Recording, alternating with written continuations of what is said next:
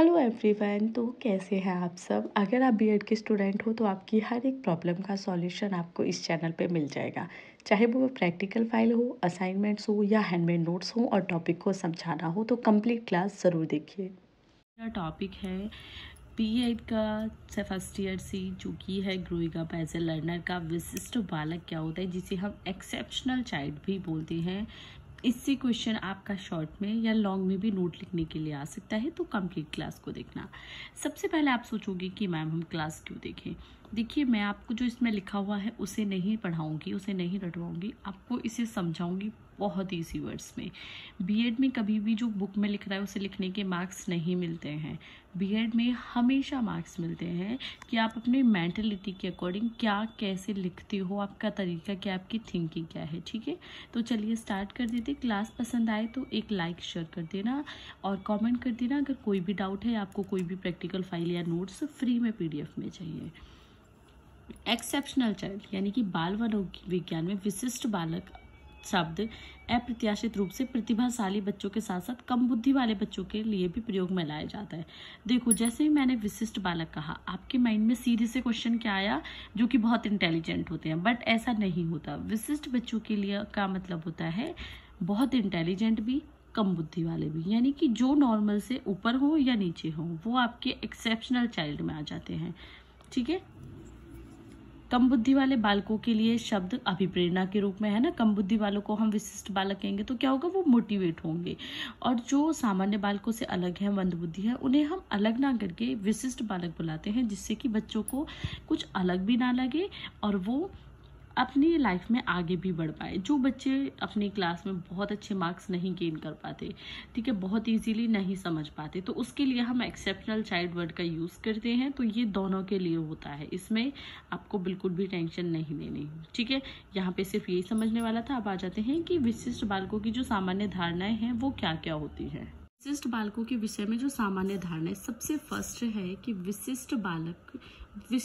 विशेष बुद्धि वाले बालक प्रतिभाशाली होते हैं। यानी कि हम क्या सोचते हैं कि विशिष्ट बच्चे का मतलब है कि वो इंटेलिजेंट भी होगा, गिफ्टेड ही होगा। सेकंड पॉइंट, मंद बुद्धि या पिछड़े बालक मंद बुद्धि बालक की श्रेणी में आते हैं। यानी कि मंद या जो पिछड़े बच्चे हैं उन्हें हम मंद बुद्धि बालक कहते हैं। थर्ड है दृष्टिहीन बालक श्रेणी में आते हैं। इसमें आपके जो दृष्टिहीन है वो भी आते हैं, श्रवण तथा वाणी दोष है वो भी आते हैं, और किसी में फिजिकली हैंडीकैप्ड है कोई, है ना, शारीरिक विकलांगता है, तो वो भी आते हैं। जैसा मैंने कहा, विशिष्ट नॉर्मल से जो अलग है, जो बहुत इंटेलिजेंट है वो भी आएंगे, जो कम बुद्धि वाले हैं वो भी आएंगे, जो देख नहीं सकते नॉर्मल वो भी आएंगे, जो सुन नहीं सकते वो भी आएंगे, जो चल नहीं सकते वो भी किसमें आएंगे, विशिष्ट बच्चों में। अब इसके लिए कुछ अलग अलग परिभाषाएं हैं जो कि आपको पेपर में लिखनी है, ये देख लेते हैं और ये आपका टॉपिक एंड हो जाएगा बहुत ईजीली। ठीक है, बट 5 मार्क्स का क्वेश्चन आता है तो नोट डाउन कर लेना। क्वेश्चन पेपर लास्ट ईयर का, लेटेस्ट ईयर के भी क्वेश्चन पेपर आपको मिल जाएंगे, चेकआउट कर लेना। परिभाषाएं, क्रो और क्रो ने कहा था कि विशिष्ट प्रकार या विशिष्ट शब्द किसी एक ऐसे लक्षण या उस लक्षण को रखने वाले व्यक्ति पर लागू किया जाता है जबकि लक्षण में सामान्य रूप से रखने की उसकी प्रत्यय सीमा इतनी अधिक हो गई है कि वे अपने साथियों का ध्यान विशेष रूप से आकृष्ट कर ले। यानी कि सामान्य से जो भी अलग है उसके लिए विशिष्ट यूज करते हैं। सच वॉल्टर ने कहा था कि जब हम किसी को विशिष्ट कहकर वर्णित करते हैं तो हम व्यक्ति को औसत या सामान्य लोग, जिन्हें हम एक या एक दूसरे से अधिक लक्षणों के संबंध में जानते हैं, से अलग करते हैं ना, सामान्य से अलग करते हैं। तो ये नॉर्मल सी परिभाषा है, इसमें से ज्यादा आपको करने की जरूरत नहीं है, 3 से 4 कर लो। जज शील्ड, टेलीफोर्ड और सावरी ने कहा था कि विशिष्ट शब्द उस बालक के लिए प्रयोग में लाया जाता है जो सामान्य बालकों से भिन्न है। ठीक है, तो सबकी सेम ही परिभाषाएं थी जो मैंने आपको बताई। अब यहाँ पे बालकों की विशेषताएं क्या क्या है वो देख लीजिए। विशिष्ट बालक सामान्य औसत बालकों की तुलना में अनेक गुणों वाले तथा विशेषताओं से विचलित, या तो वो बहुत गुणे वाले होंगे या उनमें बिल्कुल भी गुण नहीं होंगे।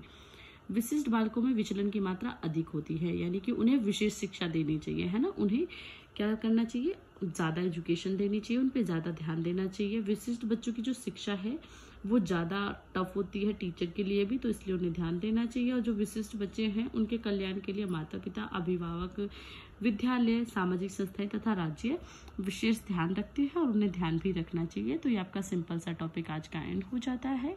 आई होप आपको नॉर्मली समझ आया कि विशिष्ट बच्चे क्या होता है। इसके बारे में खुद भी लिख दोगे आप अपने माइंड से और उसी के आपको मार्क्स मिलते हैं। तो thank you for watching my class.